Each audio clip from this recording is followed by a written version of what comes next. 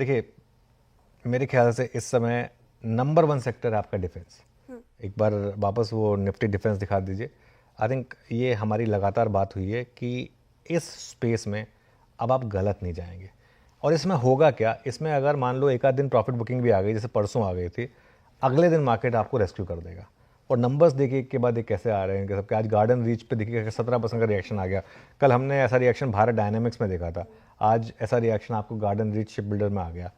आप नहीं कर सकते हैं तो इसका एक इंडेक्स है, जैसे मैं कह रहा हूँ निफ्टी इंडस्ट्रियल डिफेंस, उसका एक ETF है और उसका आई थिंक एक दो म्यूचुअल फंड है, उनके फंड है। आप चाहें तो उस फंड में लगा सकते हैं पैसा।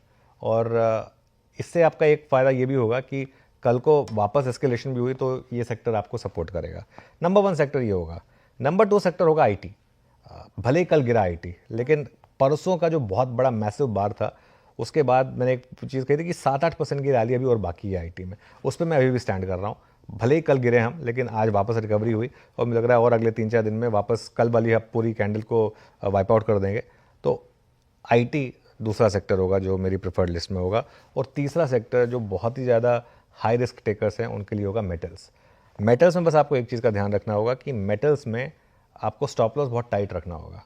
जैसे फॉर एग्जांपल आज का लो एक अच्छा स्टॉप लॉस हो जाएगा, तो मेटल्स में एक और चाहें तो आप फोकस कर सकते हैं। ये श्रेया मेरे ख्याल से अब आपके कुछ फैक्टर्स होंगे वॉच आउट करने के लिए। ठीक है।